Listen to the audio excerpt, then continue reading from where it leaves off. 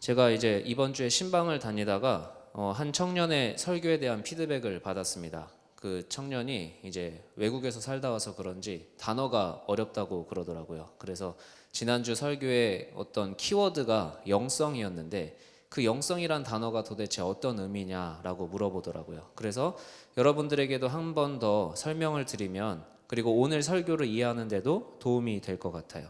그래서 이 영성이라는 거는 뭐냐면 내가 살아내는 나 자신의 정체성이라고 생각을 하시면 될 것 같아요. 삶의 방향성이나 나는 어떤 사람이다, 어떤 가치로 살아낸다, 이것을 영성이라고 이해하시면 조금 더 이해가 될 것 같아요. 그래서 가인은 어땠죠? 얻는 영성, 획득하는 영성이었죠. 그래서 내가 하나님으로부터 무엇을 받았느냐, 사회적 지위를 누리고 있느냐, 그게 중요한 사람이었어요. 그러나 아벨은 내가 사회적 지위도 없었고 항상 부족했죠. 그래서 을이었어요. 그래서 하나님이 꼭 필요한 사람이었습니다. 하나님의 도움 없이는 살아갈 수 없는 사람, 그래서 그게 그의 정체성이었습니다. 그래서 우리는 하나님에게 무엇을 받았는가, 하나님이 나에게 뭘 해줬나, 이 가치로만 살다 보면 하나님께 드리는 예배가 되지 않고 오히려 하나님을 평가하는 자리에 있게 된다고 그랬어요. 하나님이 이거 나한테 주셨네? 좋은 사람, 좋은 존재. 이거 안 주셨네? 없는 존재, 혹은 나쁜 존재라고 생각하게 된다고 했어요. 가인의 영성으로, 가인의 가치로 살다 보면 그렇게 하나님을 평가하게 된다고 그랬죠. 그러나 내가 갖고 싶은 것을 주시는 하나님이 아니라 하나님이 주시는 것 그 자체가 감사한 사람이 바로 아벨의 영성이라고 말씀을 드렸습니다. 오늘도 예배자의 정체성은 어떠해야 하는가, 그 두 번째 이야기를 하려고 하는데요. 오늘 이야기는 분명하게 시간과 장소가 나오고 있습니다. 베다니에서 유월절 엿새 전이라는 시간과 공간이 주어집니다. 근데 이 베단이라는 게 어떤 뜻이냐면요, 가난한 자의 집이라는 뜻이에요. 그래서 실제로 예루살렘 근처에 있었지만 가난한 사람들이 모여 살던 동네였다라는 거예요. 근데 이 예수님은 예루살렘에 들어가시기 전에 항상 이 베단이라는 지역에 거하셨던 거예요. 근데 아마 여러분들이 성경을 조금 읽거나 주일학교에 다니셨다면 이 베다니에 사는 유명한 사람 한 명 정도는 알 거예요. 제가 3명을 말해줄 텐데 그 중에 한 명을 아시면 아시는 거예요. 마르다 혹시 아시나요? 마르다는 이 셋 중에 좀 제일 덜 유명합니다. 아니면 죽었다가 살아난 나사로 아시나요? 아시죠? 그리고 그의 누이가 마리아였습니다. 막달라 마리아. 이 3명이 베다니에 살고 있었어요. 근데 오늘 이 본문은 예배가 단순히 하나님이 찾아오시고 그곳에서 사람이 만나는 것, 우리가 처음 예배에 대해서 정의할 때는 그렇게 배웠잖아요. 그러나 오늘은 예배에는 조금 더 깊은 의미가 있다는 걸 알려줍니다. 예수님이 찾아오신 그 자리를 요한복음은 이렇게 말해줘요. 어떻게 말해주냐면 죽은 자 가운데서 살리신 나사로가 예수와 함께 앉은 자 중에 있다라고 얘기합니다. 이거를 그냥 읽을 때는 크게 안 와닿을 수 있거든요. 그래서 한번 제가 다른 본문을 준비해 봤어요. 그 두 개를 한번 비교해 볼게요. 한번 띄워봐 주시겠어요? 에베소서 2장 5절 6절 말씀이 밑에 있고요. 우리가 오늘 읽었던 요한복음 12장 1절에서 2절 말씀이 있어요. 예수님이 찾아오신 그곳에 나사로가 있었어요. 그 예배의 장소를 어떻게 표현을 하느냐, 죽은 자 가운데서 살리신 나사로, 그리고 그를 예수와 함께 앉은 자라고 표현을 해요. 근데 재밌게도 바울이 쓴 편지, 특히 에베소서는 어떤 편지냐면 바울이 감옥에 갇혔을 때 교회란 이런 곳이야 라고 가르쳐주는 편지였어요. 근데 거기에 교회를, 거기에 그리스도인을 어떻게 표현하느냐, 허물로 죽은 우리를 살리셨다. 그리고 그 살리신 사람들을 함께 예수와 하늘에 앉혔다라고 표현을 하는 거예요. 그러니까 요한복음이 묘사하고 있었던 그 베다니의 잔치집은 하나님의 잔치가 열리는, 장차 이루어질 하나님의 나라랑 똑같은 그림이. 그리고 우리가 오늘 연동교회에서 드리고 있는 이 예배도 단순히 주일 시간을 맞춰서 예배를 드리는 장소의 수준이 아니라 우리가 죄로 죽었지만 예수님이 우리를 살리셨고 그 살리신 사람들이 함께 하나님하고 앉아 있는 자리가 예배라는 겁니다. 그래서 오늘은 이 하나님이 살리시고 하나님과 함께 앉은 이 예배의 자리에 참여한 우리가 가져야 할 정체성에 대해서 이야기를 나눠보려고 해요. 자, 첫 번째 정체성은요, 마리아가 보여주는 정체성입니다. 한번 보여주시겠어요? 슬라이드 두 번째요. 그 마리아는요, 어떤 영성을 갖고 있었냐? 예수님의 죽음에 동참하는 영성을 갖고 있었습니다. 이 예수님을 위한 잔치가 벌어지고 있었어요, 베다니에서. 근데 지극히 비싼 향유를 마리아가 갖고 왔다고 돼요. 근데 여러분, 성경은 웬만한 걸로는 놀라지 않아요. 근데 지극히 비싸다라고 한 거는 진짜 이 가난한 동네에서 살고 있는 마리아에게는 정말 비쌌다라는 거예요. 그래서 어느 정도냐, 제가 여러분들에게 실감이 나게 설명을 드릴게요. 그 뒤에 보면은 가롯 유다가 야, 이거를 왜 예수님한테 부어? 차라리 300데나리온에 팔자. 그리고 가난한 사람을 돕자라고 얘기해요. 자, 여기서 300데나리온의 가치가 있다라는 거 우리가 알 수 있어요. 근데 1데나리온이 얼마냐면 우리 지금으로 따지자면 하루 품삯이에요. 하루 품삯. 그러니까 최저시급으로 뭐 8시간 일한 값. 그리고 그거를 300데나리온이면 어떻게 되죠? 기본 평균 연봉이 되는 거예요. 제가 연봉을 찾아보니까 3천만 원 좀 이상이 되더라고요. 그러니까 어느 정도의 향유를 그 가난한 자의 마리아가 부었는지 아시겠죠? 3천만 원이 넘는 향수를 예수님한테 부어버린 거예요. 그러니까 왜 그는 그 비싼 향수를 예수님한테 부었을까요? 예수님은 말하세요. 뭐라고 말하시냐? 내 장래, 내 죽음을 기념해서 한 거야 라고 말씀을 해주세요. 그러니까 마리아는 이 향유를 깬 게 예수님, 제가 이거 드릴 테니까 제가 예수님 이렇게 사랑하는 거 아시겠죠? 그러니까 더 큰 거 주세요 라는 어떤 딜이 아니에요. 오히려 이 향수를 진짜 이렇게 쓰면 더 좋았을 것 같아요. 그분이 더 큰 일을 하도록 돕거나 예수님의 사역을 하시는 데 있어서 도움이 되도록 3천만 원을 쓰면 훨씬 더 가치 있고 마리아가 인정받을 것 같아요.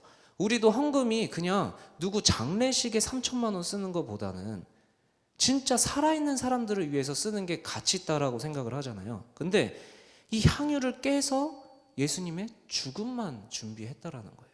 근데 예수님은 이 행동을 칭찬하시는 거예요.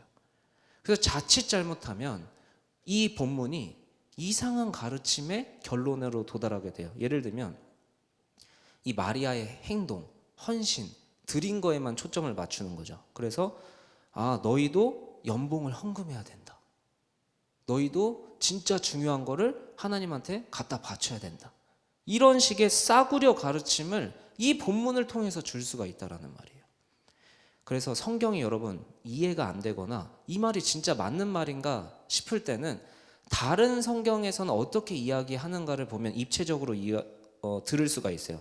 똑같은 이야기가요, 마가복음에서도 나오는데 마가복음 14장에서는 어떻게 이야기를 하냐면 힘을 다해서 향유를 부었다라고 그래요.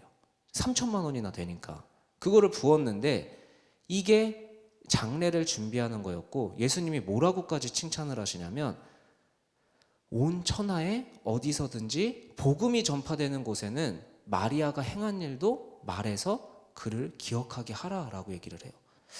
아니, 그러면 마리아가 3천만 원이나 냈으니까 복음이 전해지는 곳에는 3천만 원을 내는 이야기가 항상 있어야 된다라는 이야기일까요? 근데 사실 여러분들한테 좀 물어볼게요. 저는 솔직히 말해서 하나님을 처음 만났을 때나 교회 학교에서 설교를 들었을 때나 단 한 번도 예수님의 십자가랑 마리아 향유 이 사건을 같이 들은 적이 없어요. 누군가를 전도하거나 선교할 때 야, 마리아가 향유가 부었거든, 그러니까 그거 믿고 예수님 믿어 라고 선교를 하거나 전도를 하는 경우를 본 적이 없어요. 그럼 예수님이 복음이 전해지는 온 천하에 마리아를 기억하게 하라, 이 말씀은 도대체 무슨 뜻일까요? 마리아가 오늘 보여준 행동을 단순히 향유를 예수님한테 깬 것만 주목하면 우리가 헷갈리는 거예요. 오히려 마리아가 드린 것처럼 나도 뭘 드려야 되나, 나에게 가장 소중한 걸 어떻게 드려야 되느냐만 고민하게 될 수가 있어요. 그런데 마리아는 단순히 이 옥합을 깨는 행동만 한 게 아니에요. 오늘 본문을 다시 읽으면 머리로 예수님의 발을 닦은 행동도 나옵니다. 당시 이 머리라는 건요, 여자의 영광이었어요. 여자의 자존심이었어요. 그리고 지금도 머리가 되게 중요해요. 제가 이번 주에 머리를 깎았는데 저는 단정하게 깎아달라고 그랬는데 지나치게 짧게 깎은 거죠. 근데 저는 이상한 걸 몰랐어요. 집으로 들어갔는데 아내가 갑자기 막 웃는 거예요. 그러더니 드온이가 어떤 핸드폰을 갖고 오면서 아빠 이러면서 딱 봤는데 잔디 인형을 아내가 찾아가지고 저보고 잔디 인형을 닮았다라고 그러는 거예요. 그 다음부터 제가 자존심이 아니라 자신감이 하락이 되면서 이 예배의 강단 위에 올라올 자신감이 뚝 떨어진 거예요. 이 머리로 올라가면 어떻게 될까? 그런데 이 머리가 사람의 기분을 좌우하잖아요. 머리를 한번 잘못 자르면 거의 한 달 이상의 자신감이 없어지잖아요. 근데 이 당시 여자의 머리가 영광이라는 거는 그 수준이 아니에요. 자기 스스로의 기분이나 자존심이나 자신감 이 표현 정도가 아니라 여자가 머리를 풀었다라는 건 어떤 의미냐면 철저한 자기 부정, 또 하나는 철저한 순종을 의미하는 거예요. 그러니까 마리아는 머리를 풀면서 그 수많은 남자들 앞에서, 제자들도 있고 잔치집이니까 초대된 사람이 얼마나 많겠어요. 그 남자들 앞에서 한 여인이 머리를 풀었다라는 건 예수님 앞에서 스스로 나는 부정한 자입니다. 나는 죄인입니다. 그리고 또 하나는 발 앞에 엎드리면서 나는 예수님한테 절대적으로 순종하겠습니다. 라는 행동의 의미였다라는 거예요. 예수님은 단순히 자기 것을 아끼지 않고 드린 마리아의 행동에만 초점을 맞추신 게 아니라 예수님 앞에 철저히 나는 부정한 존재입니다. 나는 죄인입니다. 그 인정하는 모습에도 초점을 맞추시고 그 모습이 복음이 전해지는 모든 곳에 같이 기억되게 하라라고 얘기를 하시는 거예요. 단지 예수님의 죽음을 기념하는 것만 초점을 맞추는 게 아니라 그 예수님의 죽음에 저 또한 죽겠습니다. 저도 죽을 존재입니다. 저도 아무것도 아닌 존재입니다. 이걸 인정하는 모습이 복음에 함께 기록되라라고 얘기를 하는 거예요. 예수님의 죽음만 선포하는 게 예배의 자리가 아니라 예수님의 그 죽음에 나도 동참하겠습니다라는 고백이 있는 곳이 바로 예배의 자리라는 것입니다. 여러분, 교회에서 예수님을 믿는다는 것, 그리고 거기에 감사해서 헌신한다라는 건 내가 가진 무언가를 예수님한테, 하나님한테 쓰시라고 드리는 게 아니에요. 하나님은 이미 충만하신 분인데 우리가 뭘 더 보탤 수 있겠어요? 그게 아니라 그리스도인이 헌신한다라는 건 예수님의 죽으심에 나 또한 동참하겠습니다라는 표현인 거예요. 예수님 죽으셨죠? 아, 감사합니다. 그래서 전 잘 살겠습니다. 이게 예배가 아니라 예수님 나를 위해 죽으셨죠? 나 또한 주님을 위해 죽겠습니다. 이 고백이 복음과 함께 전해져야 되는 마리아의 자세라는 거예요. 잘 살게 해주셔서 감사합니다. 그래서 이걸 드리겠습니다.가 아니라 나를 위해 죽으셔서 나도 주님과 함께 죽겠습니다. 그게 예배의 살아있는 고백이라는 겁니다. 마리아를 칭찬하신 건 이 비싼 걸, 이 귀한 걸 나한테 줘서 고맙다. 너희도 너네가 가진 것 아끼지 말고 바쳐라가 아니에요. 무슨 사이비 교주도 아니고 남김없이 아끼지 말고 부은 거 받지. 너희도 나한테 아끼지 마. 모조리 부어. 무슨 돈내 환장한 신처럼 하나님을 생각하면 안 되는 거예요. 나도 예수님과 함께 죽겠습니다. 그 고백이 예배에 필요하다라는 걸 가르쳐 주시는 겁니다.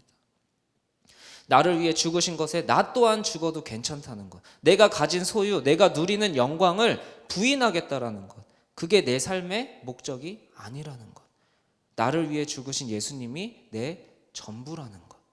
그게 주님의 영광을 나타내는 예배의 자리라는 겁니다. 그런데 그 지극히 귀한 행동에 다른 평가를 내리는 사람이 있습니다. 바로 가룟 유다예요. 아시죠? 예수님을 판 그 가룟 유다가 예수님의 죽으심을 경배하고 그 죽으심에 나도 동참하겠습니다라는 고백으로 향유를 부은 마리아에게 뭐라고 얘기하냐? 야, 그 향유 왜 낭비해? 그냥 그거 갖다 팔아서 가난한 사람을 도와주면 되지라고 얘기를 하는 거예요. 요한복음은 그 가룟 유다를 이렇게 묘사해요. 예수를 잡아줄 가룟 유다라고 얘기를 해요. 근데 그 사람이 300데나리온에 팔아서 가난한 자나 도와줘라고 얘기를 하는 거예요. 이게 뭐 하는 짓이야라고 얘기를 하는 거예요. 경제적 논리가 그를 지배하는 거죠. 효율성이 기준이니. 그러니까 비난하고 낭비라고 꾸짖는 거예요. 유다는 예수님의 죽으심에 전혀 관심이 없었어요. 예수님이 나를 위해 죽으시고 내가 그와 함께 죽을 때 진짜 내가 살아난다라는 비밀을 몰랐던 거예요. 예배의 자리에 있었죠. 평생을 매일매일 주님과 함께 살았죠. 그런데도 예수님의 죽으심과 내가 예수님의 죽음에 동참한다는 거엔 전혀 관심이 없었던 게 바로 가롯 유다라는 거예요. 겉으로는 가난한 사람을 위해서 돈을 써야 한다라고 얘기를 했는데 성경은 뭐라고 이 사람을 평가를 하냐? 속마음을 뒤집어 까는 거예요. 그때 예수님의 그 제자 공동체에 돈 관리를 가롯 유다가 맡았어요. 그러니까 300데나리온을 나한테 맡겨. 그럼 내가 더 잘 쓸게. 그렇게 얘기한 거예요. 그리고 나서 성경은 가롯 유다를 뭐라고 꾸짖느냐? 얘 도둑이야. 여러분, 속지 마셔야 됩니다. 여러분이 자칫 잘못하면 나이스한 말, 괜찮은 말, 합리적인 말, 이성적인 말, 설득력 있는 말을 교회에서 한다라고 하는데 오히려 그게 도둑이 될 수 있다는 겁니다. 그게 무슨 말이냐? 마리아는 자기의 영광을 부인했어요. 예수의 영광을 높였어요. 자기를 낮추고 예수님을 높였어요. 그래서 예수가 마리아를 높이시고 복음이 전해지는 곳에 이 낮아짐을 같이 선포해라라고 칭찬을 하셨어요. 교회는 그런 곳이에요. 예수의 영광이 높아지고 내가 죽어지는 곳. 그런데 우리는 교회를 통해서 내 이름을 나타내고 내 영광을 나타내고 우리 교회의 이름이 높아지길 원할 때가 있어요. 그런 유혹이 너무나 많아요. 요새 그런 가르침이 너무 많더라고요. 유명한 교회 교수 중에, 기독교 교수 중에 하나가 교회는 그저 사회적 약자를 돕기만 하는 게 본질인 것처럼 얘기하는 경우가 있어요. 사회적 약자의 목소리를 대변하면 교회의 역할을 잘 감당하는 것처럼 가르치는 사람들이 있어요. 그런데 예수의 죽음에 동참하는 모습이 없는 착한 일은 도둑질이 되기가 쉽다라는 겁니다.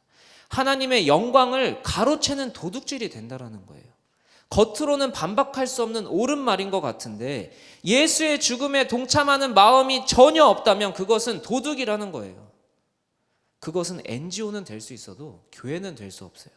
더 나은 사회, 더 나은 복지가 목적인 것은 정치 정당의 목적이 될 수는 있지만 우리 교회의 목적은 될 수 없다라는 겁니다. 오히려 하나님에게 그 행위는 도둑질이라는 거예요. 복음을 안다고 예수를 믿는다고 하지만 우리 안에 가룟 유다와 같은 사고방식으로 살 수 있습니다. 세상의 것을 위해서 오히려 예수를 이용해 먹는 도둑의 자리에 우리가 있을 수 있는 거예요. 내 욕심을 위해서 예수를 사용하는 건 나쁘다고 생각하지만 나이스한 그리스도인으로 보이기 위해 예수를 사용하는 건 도둑질이라는 걸 잘 모르는 경우가 많아요. 유다는 예수님의 죽음에 관심이 없었습니다. 그리고 나 또한 예수님의 죽음에 동참하겠다라는 마음도 전혀 없었다라는 거예요. 그러니까 어떻게 해요? 죽지 말고 살아서 내 인생에 유익이 되어 주십시오라고 예수님한테 그런 마음이 있었던 거예요. 그게 예수를 따르던 유다의 진짜 속마음이었어요. 근데 예수가 자꾸 제자들 앞에서 나 죽을 거야. 나는 살려고 온 게 아니라 죽으러 온 거야 라고 하니까 어떻게 하죠? 그러면 이 예수를 팔아서라도 내 유익을 가져야겠다. 어차피 이 사람이 죽으면 나한테 별로 도움도 안 될 텐데. 그래서 팔아버리는 거예요.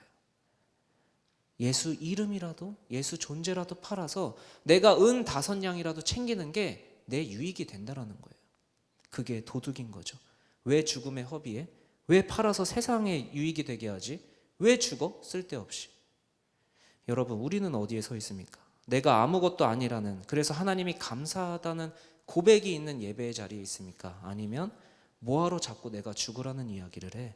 내가 죽으면 무슨 소용이 있어? 예수 믿어서 죽을 거면 뭐하러 믿어? 어차피 내 인생에 아무 도움도 안 되는데. 어디에 우리는 서 있습니까? 짐 엘리엇이라는 사람이 있었어요. 전능자의 그늘이라는 아주 유명한 책인데 추천해 드립니다. 한 번쯤 읽어보셔도 좋을 법한 책인데, 이 짐 엘리엇은 시카고의 한 대학을 수석으로 졸업하고 남미 에콰도르의 아마존 지역으로 선교사로 자원을 해요. 그래서 이 옆에 보이시는 4명의 동료와 함께 가장 악명이 높고 접근하기 어려운 아우카 부족이 사는 곳으로 들어가요. 그게 1956년이었습니다. 그곳에 들어가서 어떻게 됐냐? 5일 만에 5명 전부가 아우카 부족의 창에 찔려서 잔인하게 죽습니다. 선교 본부에서 연락이 안 되니까 찾아가 보니까 강에 처참하게 죽은 5명의 시체가 발견되는 거예요. 총망받던 인재들이 선교지에서 제대로 복음을 전하지도 못하고 목숨을 잃자 당시 시카고의 신문들은 대서특필을 냈어요. 그리고 그 제목이 뭐였냐? 얼마나 이게 불필요한 낭비인가. 그 제목으로 선교를 비판하는 기사를 쓰기 시작합니다. 근데 그때 짐 엘리엇의 아내 엘리자베스는 그 기자하고 인터뷰를 할 때 이렇게 말합니다. 낭비라는 말을 쓰지 마십시오. 내 남편의 죽음은 낭비가 아닙니다. 그는 전 생애를 이것을 위해 준비한 사람이었고 바로 이 시간을 위해 살아온 사람입니다. 하나님이 주신 책임을 수행하고 목표를 달성하고 죽은 행복한 사람입니다. 그리고 이 엘리자베스는요, 간호 훈련을 받고 1년 후에 그 아우카 부족으로 다시 들어가요. 그 부족은 남자만 죽이는 부족이라 5년 동안 그곳에서 같이 생활할 수가 있었어요. 5년 후에 부족을 떠나는데 엘리자베스에게 그 추장이 이렇게 물어요. 당신은 누구십니까? 그때 이 엘리자베스는 이렇게 말하는 겁니다.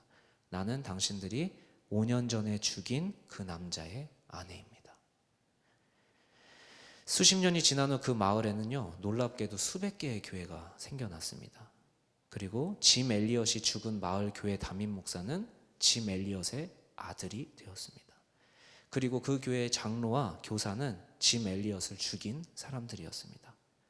짐 엘리엇의 죽음을 낭비라고 세상은 이야기했지만 그들의 죽음은 불필요한 낭비가 아니었던 것입니다.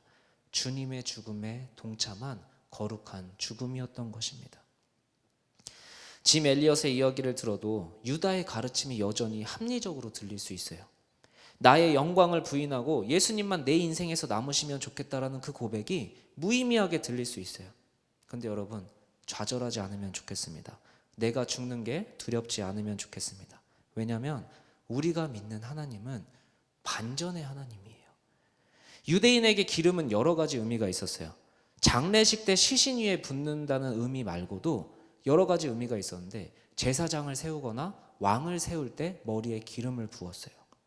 오늘 기름은 무슨 의미였죠? 예수님의 죽음을 예비하는 기름이라고 했어요. 그러니까 예수님이 죽으실 것을 믿고 알고 마리아는 예수님한테 기름을 부은 거예요. 그리고 어떻게 했죠? 발 앞에 엎드려서 나는 아무것도 아닙니다, 나는 죄인입니다 라고 머리털을 풀어서 내 영광을 포기하고 그 발을 닦았어요. 여러분, 근데 놀랍게도 그 장면에서 예수님께 부은 그 기름이 마리아의 어디로 흘러들어가죠? 머리로 흘러들어가는 겁니다. 나는 낮아지고 나는 아무것도 아닙니다라는 고백으로 내 머리털을 풀어서 발을 닦았는데, 그 장면에서 예수님은 마리아를 나의 왕으로 함께 세우시는 겁니다. 자기도 죽음에 동참한다고 자기 영광을 포기하고 예수님의 발을 닦았을 때 어느새 그 기름은 그 여인의 머리에 발라지기 시작하는 거예요. 자기는 그런 걸 의도한 게 아닌데, 나는 진짜 죄인입니다, 나는 아무것도 아닙니다라는 걸 그냥 표현했을 뿐인데, 하나님은 그 그림을 어떻게 사용하시냐? 나와 함께 영원히 왕의 보좌에 앉을 사람으로 그를 택하시고 세우신다라는 거예요. 이게 우리가 믿는 예수님의 반전인 겁니다.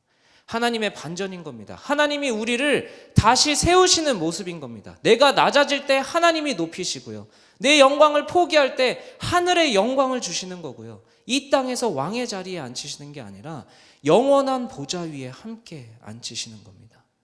우리가 앞에서 읽었던 나사로의 모습, 그를 죽은 자에서 살리시고 예수님과 함께 앉은 그 자리에 마리아도 함께 앉게 되는 겁니다.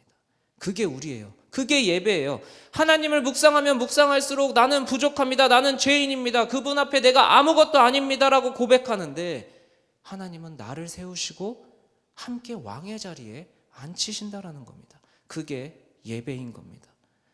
때로는 예수님의 이야기가 아무 힘이 없는 것 같을 때, 예수님의 가치로 세상을 살아가려고 하면 계란으로 바위를 치는 것 같을 때, 대체 내가 어찌해야 합니까? 내가 무릎 꿇을 때가 십자가밖에 없을 때 여러분은 예수님의 반전을 경험하게 될 것입니다. 나와는 동떨어진 이야기 같던 그리스도인의 이야기가 내 이야기가 되고요. 하나님 앞에 철저히 낮아졌을 때 하나님이 나를 세우시는 이야기가 내 이야기가 되고요.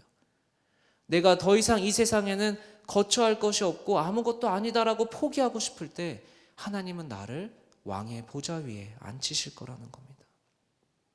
계시록 말씀은 우리에게 이렇게 약속합니다. 중간부터 보시면 나와 더불어 먹으리라 하시고 이기는 그에게는 내가 내 보좌에 함께 앉게 하여 주기를 내가 이기고 아버지 보좌에 함께 앉은 것과 같이 하리라. 여러분, 내가 하나님을 믿어서 얻는 게 뭡니까? 하나님 앞에서 낮아져서 뭐합니까? 그런 의심 앞에 그 의심을 이기는 자에게 하나님은 왕의 보좌에 함께 앉혀주신다고 약속을 하시는 거예요. 예수의 반전을, 하나님의 승리를 끝까지 믿는 우리가 될 때 우리는 정말 하나님이 앉히시는 왕의 보좌에 함께 앉게 된다는 겁니다. 예수의 반전이 우리의 인생에, 우리의 교회에 차고 넘치기를 축복합니다. 이 시간 함께 기도합시다. 우리 안에 하나님의 반전을 꿈꾸면 좋겠어요. 내가 그냥 죽는 게 무의미한 죽음, 무의미한 낭비라고 생각될 수가 있는데 하나님, 우리 안에 하나님의 반전이 가득하길 소망하면 좋겠습니다. 하나님과 함께 앉는 그 자리, 죽은 자들이 살아서 함께하는 그 자리에 내가 앉아있기를 소망합니다. 하나님이 살리실 것을 기대하는 신앙인이 되게 해달라고. 이 땅에서 왕의 자리에 앉는 것이 목적이 아니라 영원히 주님과 하늘의 보좌에 함께 앉게 해달라고. 내 영광을 포기하고 내가 포기한 영광으로 주님의 발을 닦길 원하는 마음이 우리 안에 충만하면 좋겠습니다. 이 시간 내가 이루고 싶은 욕망, 내가 갖고 있었던 나만의 소망을 내려놓는 시간을 갖겠습니다. 주님이 나를 통해 이루시고자 하는 소망을 나에게 주옵소서. 주님이 나를 이 땅에 보내신 소명을 묻는 청년들이 되게 하여 주시옵소서. 주님, 우리가 주님 앞에 낮아집니다. 여러분, 우리의 욕심을 내려놓아 봅시다. 우리의 가치 판단을 내려봅시다. 그리고 주님의 음성에 귀를 기울여 봅시다. 이 시간 잠잠히 내 모든 소리, 내 모든 욕망, 내 모든 욕심을 내려놓고 마리아처럼 주님의 발 앞에 엎드려 잠잠히 하나님, 나의 욕망을 내려놓습니다. 하나님, 내 욕심을 내려놓습니다. 하나님이 나를 이 땅에 보내신 것이 무엇인지, 하나님이 나를 사랑하신다는 것이 무엇인지, 하나님이 나에게 하고 계시는 그 음성에 함께 주목하며 나아가길 소망합니다. 이 시간 잠잠히 주님 앞에, 주님의 발 앞에 무릎 꿇고 나아갑니다.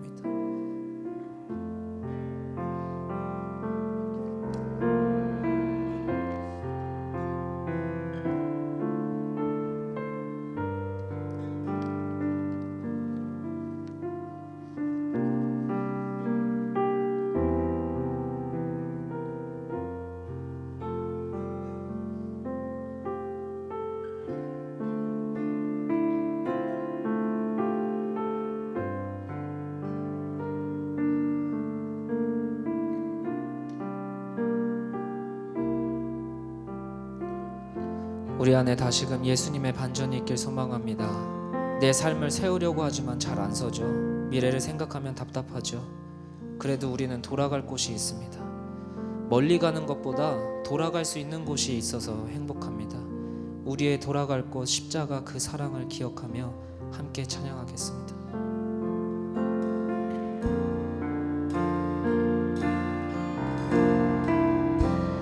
십자가 그 사랑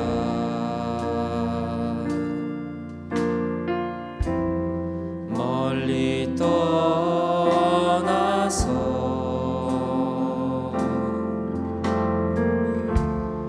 무너진 나의 삶 속에 잊혀진 주네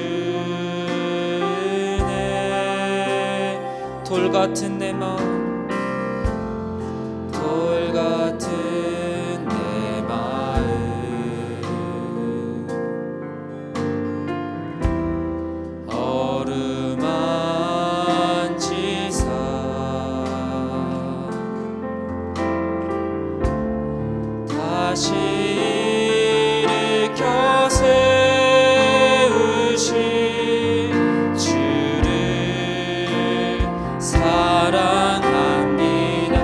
연약한 우리를 주님이 보호하십니다. 주 너를 보호하시고 날 붙드시리. 나는 보배롭고 존귀한 주님의 자녀라. 주님이 우리를 보호하십니다. 주 너를 보호하시고 널 붙드시리. 너는